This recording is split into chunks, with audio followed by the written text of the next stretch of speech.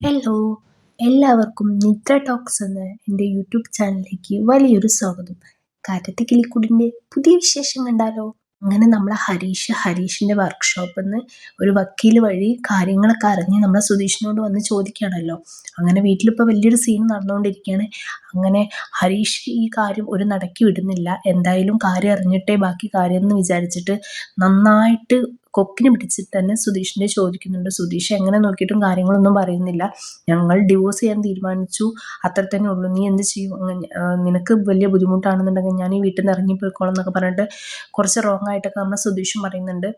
ഹരീഷ് പറയുന്നുണ്ട്, നിനക്ക് തോന്നുമ്പം കല്യാണം കഴിക്കുക, തോന്നുമ്പോൾ ഒഴിവാക്കുക, നിനക്കറിയോ അന്ന് നീ കല്യാണം കഴിച്ച് വന്നപ്പോൾ ഞങ്ങൾ എന്തെങ്കിലും കുറ്റം പറഞ്ഞോ, ഞങ്ങൾ കൈ നീട്ടി സ്വീകരിക്കുകയല്ലേ ചെയ്തത്, എത്ര സന്തോഷമായിരുന്നു ഞങ്ങൾക്ക് മൂന്നാക്കും ആ ദിവസം എന്ന് പറയും, ഞങ്ങൾക്ക് അതൊന്നും മറക്കാൻ പറ്റില്ല, അങ്ങനെ ഇങ്ങനെ എന്നൊക്കെ പറഞ്ഞിട്ട് നമ്മൾ ആ ഹരീഷ് കുറേ ഇമോഷണൽ ആവുന്നുണ്ട്, ദേഷ്യപ്പെടുന്നുണ്ട്, ഒക്കെ ചെയ്യുന്നുണ്ട്.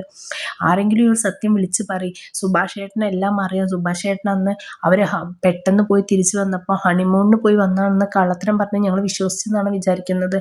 അതൊന്നും ഞങ്ങൾ വിശ്വസിച്ചിട്ടില്ല. സുഭാഷ് ഏട്ടൻ എന്തൊക്കെയോ മറച്ചു വെക്കുന്നുണ്ട്. സുഭാഷ് ഏട്ടന് പറ എന്നൊക്കെ പറയുന്നുണ്ട്.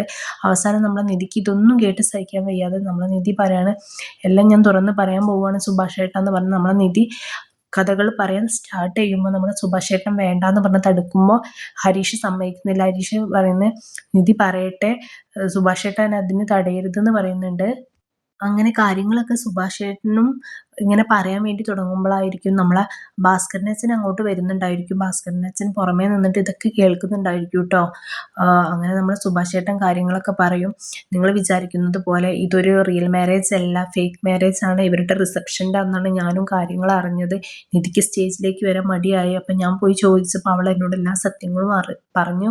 അങ്ങനെയാണ് ഞാൻ അറിയുന്നത് ഈ സത്യങ്ങളെല്ലാം എന്ന് പറയുകയാണ്. അങ്ങനെ അവരെല്ലാവരും ഷോക്കായിട്ട് നിൽക്കുക കേട്ടോ. നമ്മളെ ഹരീഷും നികേഷൊക്കെ ഷോക്കായിട്ട് നിൽക്കുകയാണ്.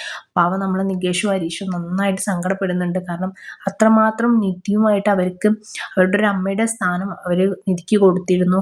അപ്പോൾ പെട്ടെന്ന് ഇങ്ങനെ കേട്ടപ്പം ആർക്കായാലും ഉണ്ടാവുമല്ലോ ഒരു ഷോക്ക്. ആ ഒരു ഷോക്ക് അവരുടെ മുഖത്ത് നന്നായിട്ട് കാണാം. സുഭാഷ് ഏട്ടൻ പറയുമ്പോൾ സുഭാഷ് ഏട്ടൻ്റെ കണ്ണ് നിറയുന്നുണ്ട്. കാരണം സുഭാഷ് ഏട്ടനും ആഗ്രഹം സുധീഷിൻ്റെ വൈഫായിട്ട് ഇവിടെ കഴിയുന്നതാണ്. പക്ഷേ സത്യങ്ങളൊക്കെ അങ്ങേർക്ക് അറിയുന്നതുകൊണ്ട് വേറെ ഒന്നും കൂടുതൽ അതിൽ പറയാനില്ലാത്തതുകൊണ്ടാണ് പറയുന്നുണ്ട് അവരുടെ കല്യാണം കഴിഞ്ഞത് എങ്ങനെയാണെന്നൊക്കെ ഉള്ളത്. ഫുൾ സ്റ്റോറി സുഭാഷ് ഏട്ടൻ അവിടെ പറയുന്നുണ്ട്. സുധീഷ് നമ്മളെ നിധിയുടെ ഡ്രൈവറായിട്ട് പോയതായിരുന്നു. നിധിക്ക് വീട്ടുകാർ വേറൊരു കല്യാണം ആലോചിച്ചതായിരുന്നു. അതിൽ നിന്ന് രക്ഷപ്പെടാൻ വേണ്ടിയിട്ട് അവരുടെ അച്ഛൻ പിന്നാലെ വന്നിരുന്നു. അപ്പോൾ അതിന് ഒഴിവാക്കാൻ വേണ്ടിയിട്ട് അവർ പോലീസ് സ്റ്റേഷനിൽ കയറിയതാണ്. അപ്പോൾ അവിടെ രണ്ട് ഓപ്ഷനേ ഉണ്ടായിരുന്നുള്ളൂ. ഒന്നുകിൽ താൻ പ്രേമിച്ച ചെക്കനാണെന്ന് പറഞ്ഞിട്ട് നമ്മൾ സുധീഷിനെ വിവാഹം കഴിക്കുക, അല്ലെങ്കിൽ അച്ഛൻ്റെ കൂടെ പോവുക എന്നുള്ളതാണ്. അപ്പം അത് ഒഴിവാക്കാൻ വേണ്ടിയിട്ടാണ് സുധീഷിനെ കല്യാണം കഴിച്ചത്. സുധീഷാണെങ്കിൽ അതിനെ നിന്ന് കൊടുക്കുകയും ചെയ്ത്. അപ്പം മുന്നോട്ടുള്ള ജീവിതത്തിൽ ഇതൊരു കല്യാണം ഒരു തടസ്സമാവില്ല എന്ന് ഞാൻ അന്ന് നമ്മളെ സുഭാഷേട്ടൻ അന്ന് വാക്ക് കൊടുത്തതാണ്. അപ്പം ഇതിന് ഡിവോഴ്സ് വാങ്ങാൻ നമ്മൾ അനുവദിക്കണം എന്നുള്ള രീതിയിൽ സുഭാഷേട്ടൻ ഇങ്ങനെ പറയാണ്. അപ്പോൾ നമ്മളെ നിധി പറയാണ്, എല്ലാത്തിനും കാരണക്കാരി ഞാനാണ്, എൻ്റെ ഒരു കാര്യത്തിന് വേണ്ടി സുധീഷിനെ ചതിക്കുഴിയിൽപ്പെടുത്തിയത് ഞാനാണെന്നൊക്കെ പറയുമ്പോൾ ഇവർ അങ്ങനെയൊന്നും പറയണ്ട എന്നുള്ള രീതിയിൽ സംസാരിക്കുന്നുണ്ട്. നികേഷ് നന്നായിട്ട് കരയുന്നുണ്ട്. നികേഷ് നന്നായിട്ട് ഇമോഷണൽ ആവുന്നുണ്ട് കേട്ടോ. കാരണം നികേഷിന് നല്ല സങ്കടമുണ്ട് ഇങ്ങനെയൊക്കെ സംഭവിച്ചതിൽ. ഹരീഷിനും എല്ലാവർക്കും ഉണ്ട് കേട്ടോ. സുധീഷിൻ്റെ മനസ്സിൽ എന്തൊക്കെയോ പറയാനുണ്ട്. പക്ഷേ സുധീഷ് ഒന്നും പറയാൻ പറ്റാതെ സ്റ്റക്കായി നിൽക്കുകയാണ്. നമുക്കറിയാം, കാണുന്ന പ്രേക്ഷകർക്ക് മനസ്സിലാവും, തുടക്കം മുതലേ സുധീഷിനെ ഒരു നുണ ക്യാരക്ടറായിട്ടാണ് ചിത്രീകരിച്ചതെങ്കിലും ഇതെല്ലാം എന്തിനു വേണ്ടിയാണ് അവൻ പറഞ്ഞത് എന്നുള്ളത് ഈ ഒരു എപ്പിസോഡൊക്കെ കാണുമ്പോഴത്തേനും നമുക്ക് മനസ്സിലാവും. കാരണം നിധിയെ സുധീഷിനെ സ്നേഹിച്ചിട്ടില്ല എന്നുണ്ടെങ്കിലും അറിയില്ല, എനിവേ സ്നേഹിച്ചിരിക്കുക നമുക്കറിയില്ല. പക്ഷെ സുധീഷ് എന്തായാലും നിധിയെ സ്നേഹിച്ച് തന്നെയാണ് വിവാഹം കഴിച്ചിട്ടുള്ളത്. നിധി പറയുന്നുണ്ട്, സുധീഷിനൊരു ജീവിതം വേണം, സുധീഷ് ഒരു നല്ലൊരു ജീവിതമായിട്ട് മുന്നോട്ട് പോകണം, അതിനൊരു നുണക്കല്യാണം ഒരു തടസ്സമാവരുത്, അതുകൊണ്ടാണ് ഞാൻ ഡിവോഴ്സ് ചോദിച്ചതെന്നൊക്കെ പറയുന്നുണ്ട്. സുഭാഷ് ഏട്ടനാണെങ്കിൽ പറയുന്നുണ്ട്, എല്ലാ സത്യങ്ങളും എനിക്ക് അറിയെങ്കിലും ഈ ഡിവോഴ്സിൻ്റെ കാര്യം മാത്രമേ എനിക്ക് അറിയില്ലായിരുന്നു ഹരീഷ് എന്നൊക്കെ പറയുന്നുണ്ട്. പിന്നെ ഇതെല്ലാം നമ്മുടെ ഭാസ്കരനച്ഛൻ പുറത്തുനിന്ന് കേൾക്കുന്നുണ്ട് കേട്ടോ. അദ്ദേഹവും കരയുന്നുണ്ടെന്ന് തോന്നുന്നു. കണ്ണൊക്കെ തുടയ്ക്കുന്നതായിട്ട് കാണിക്കുന്നുണ്ട്. അദ്ദേഹത്തിനും വിഷമമുണ്ട്. അദ്ദേഹത്തിൻ്റെ മരുമകളായിട്ട് കണ്ടിട്ടുണ്ടായിരിക്കുക നമ്മളെ നിധിയെ. പിന്നെ നികേഷിനോട് പ്രത്യേകിച്ച് നമ്മളെ നിധി സോറി ചോദിക്കുന്നുണ്ട്. കാരണം നികേഷിൻ്റെ അവസ്ഥ കണ്ടപ്പം നിധിക്കും അതങ്ങ് സഹിച്ചില്ല. സോറിയൊക്കെ ചോദിക്കുന്നുണ്ട്. എല്ലാവരുടെയും അവസ്ഥ ഒരുമാതിരി മൂകാവസ്ഥയിലായിരുന്നു ആ ഒരു സമയത്ത്. ഒരു അടിപൊളി എപ്പിസോഡായിരുന്നു കേട്ടോ ഇത്. കാരണം എന്താ വെച്ചാൽ അവരെ അങ്ങ് അഭിനയിക്കുകയാണ് നമുക്ക് തോന്നില്ല, അവരങ്ങ് ജീവിച്ച് കാണിക്കുകയായിരുന്നു. ഓരോരുത്തരെ അവസ്ഥ നമുക്ക് റിലേറ്റ് ചെയ്യാൻ പറ്റുന്നതായിരുന്നു. അവസാനം നമ്മൾ ഹരീഷ് ഒരു കാര്യം കൂടി എനിക്ക് അറിയണമെന്ന് പറഞ്ഞിട്ട് സുധീഷിനോട് ചോദിക്കുന്നുണ്ട്, പിന്നെ എന്തിനാണ് അന്ന് കല്യാണത്തിൻ്റെ അന്ന് തന്നെ ഞങ്ങൾ പരസ്പരം സ്നേഹിച്ചിട്ടാണ് കല്യാണം കഴിച്ചതെന്ന് പറഞ്ഞത്, അതും കൂടി എനിക്ക് അറിയണമെന്ന് പറഞ്ഞിട്ട് സുധീഷിനോട് ഒന്നും കൂടി സുധീഷിനോട് കുറച്ച് ഹാർഡായിട്ട് ചോദിക്കുന്നുണ്ട്. നിങ്ങൾ ഫുള്ള് നുണയാണല്ലോ, ഒരു നുണ മറയ്ക്കാൻ വേറെ നുണ, അങ്ങനെ ഒരു 1000 നുണയാണല്ലോ നിങ്ങൾ പറഞ്ഞെന്നൊക്കെ പറഞ്ഞിട്ട് ഹരീഷ് നന്നായിട്ട് ചൂടാവുന്നുണ്ട്. പക്ഷെ നമ്മൾ സുധീഷ് കുറച്ച് ഇമോഷണലായിട്ട് കാര്യങ്ങളൊക്കെ പറയുന്നുണ്ട്. ഞാൻ അങ്ങനെ നുണ പറഞ്ഞിട്ടുണ്ടെങ്കിൽ അതെൻ്റെ നിവർത്തികേടുകൊണ്ട് മാത്രമാണ്. ഞാൻ എങ്ങനെ ഈ വീടിനെ കുറിച്ചും ഈ വീട്ടുകാരെ കുറിച്ചും പുറത്തുള്ളവർ നമ്മളെക്കുറിച്ച് പറയുന്നത്, ഈ ആണുങ്ങൾ മാത്രം നിൽക്കുന്ന ഈ വീടിനെ കുറിച്ച് പറയുന്നത് കേട്ടിട്ട് ഞാൻ എങ്ങനെ ഇവിടെ നുണ പറയാതിരിക്കും? അതൊക്കെ മറക്കാൻ വേണ്ടിയിട്ടാണ് ഞാൻ ഇങ്ങനെയൊക്കെ നുണകൾ പറഞ്ഞത്. അതെൻ്റെ നിവർത്തികേടുകൊണ്ട് മാത്രമാണ് ഞാൻ ഇങ്ങനെയൊക്കെ ചെയ്തത്. അതാണെന്നൊക്കെ പറഞ്ഞിട്ട് കുറേ ഇമോഷണലായിട്ട് നമ്മൾ സുധീഷും പറയുന്നുണ്ട്. ഇതിന് നിനക്ക് എന്നെ ശിക്ഷിക്കണമെങ്കിൽ ശിക്ഷിക്കുക, ഞാനവിടെ മുറ്റത്തുണ്ടാവും എന്നൊക്കെ പറഞ്ഞിട്ട് നമ്മളെ സുധീഷ് അവിടെ നിന്ന് പോവുകയാണ്. മുറ്റത്ത് പോയിട്ട് അവിടെ ഇങ്ങനെ ഒരു ഇരിപ്പുണ്ട്.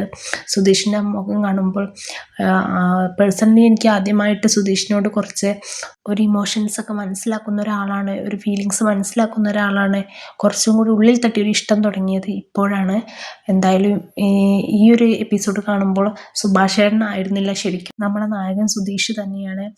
അവൻ്റെ ആ ഒരു ഒന്നിനും പറ്റാത്തൊരവസ്ഥ, ഒന്നും പറയാൻ പറ്റാത്തത്, പറഞ്ഞാലും ആർക്കും മനസ്സിലാക്കാൻ പറ്റില്ല എന്നറിയില്ല. എന്തായാലും ആ സ്റ്റെക്കായിട്ടുള്ളൊരവസ്ഥ നമുക്ക് റിലേറ്റ് ചെയ്യാൻ വേണ്ടി പറ്റും. ഉള്ളിൻ്റെ ഉള്ളിൽ പ്രേമിക്കുന്നുണ്ട്, പക്ഷേ എന്നാൽ അതും പോലും തുറന്നു പറയാൻ പറ്റാത്തൊരവസ്ഥ എന്തായാലും നമുക്ക് മനസ്സിലാക്കാൻ പറ്റുന്നുണ്ട് കാണുമ്പോൾ. എല്ലാവരും ഒരു മൂകമായ ഒരു അവസ്ഥയിലാണ്.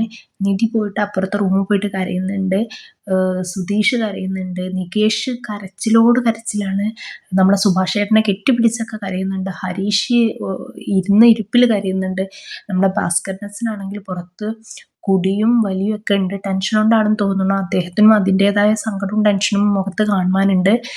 എന്തായാലും ഇപ്പോൾ വീട്ടിലെ അവസ്ഥ പറ്റ മോശമാണ്. എല്ലാവരും ഒരു മൂകാവസ്ഥയിലേക്ക് പോയിട്ടുണ്ട്. പിന്നെ ഹരീഷ് പണ്ട് നടന്ന ഓരോ കാര്യങ്ങൾ ഓർക്കുന്നതായിട്ട് കാണിക്കുന്നുണ്ട്. ഹരീഷ് സുഭാഷ് ചേട്ടനോട് പറഞ്ഞിട്ടുണ്ടല്ലോ, സുഭാഷ് ചേട്ടൻ എന്തൊരു സ്വാർത്ഥത, ഇവരുടെ ഒരു ഫോട്ടോ പോലും തൂക്കാൻ പറ്റില്ല എന്നൊക്കെ പറഞ്ഞ് അന്ന് ഇങ്ങനെ പറഞ്ഞിട്ടുണ്ടായിരുന്നല്ലോ. അപ്പം അന്നൊക്കെ സുഭാഷ് ചേട്ടന് സത്യങ്ങൾ അറിയായിരുന്നല്ലോ, എന്നിട്ട് ഞാനങ്ങനെ പറഞ്ഞല്ലോ എന്നൊക്കെ ആലോചിച്ചിട്ടുള്ള ആ ഒരു സങ്കടം ഹരീഷ് കാണിക്കുന്നുണ്ട്. അങ്ങനെ സുഭാഷ് ചേട്ടൻ്റെ അടുത്ത് പോയിട്ട് സംസാരിക്കുന്നുണ്ട്. അങ്ങനെ സുഭാഷ് ചേട്ടനും നമ്മുടെ ഹരീഷും കൂടി തമ്മിൽ സംസാരിക്കുമ്പോൾ നമ്മളെ നിധി അത് കേട്ട് നിൽക്കുകയാണ്. സുഭാഷ് ചേട്ടൻ ചോദിക്കുന്നുണ്ട്, നീ ഒന്ന് ആലോചിച്ച് നോക്ക്, രണ്ടുപേരും പരസ്പരം സ്നേഹിക്കാതെ ഒരു കല്യാണക്കുരുക്കിലൊക്കെ പെട്ടുപോകുന്ന കാര്യം നീ ഒന്ന് ആലോചിച്ച് നോക്കുന്നൊക്കെ പറയാണ്. ഇത് കേട്ട് നമ്മൾ നിധി നിൽക്കുകയാണ്. ഇനി എന്തൊക്കെയാണ് നടക്കാൻ പോകുന്നത് നമുക്ക് കാത്തിരുന്ന് കാണാം. നിധിക്ക് ഇപ്പോൾ സുധീഷിനോട് ചെറിയൊരു ഇഷ്ടം തോന്നി തുടങ്ങിയോ?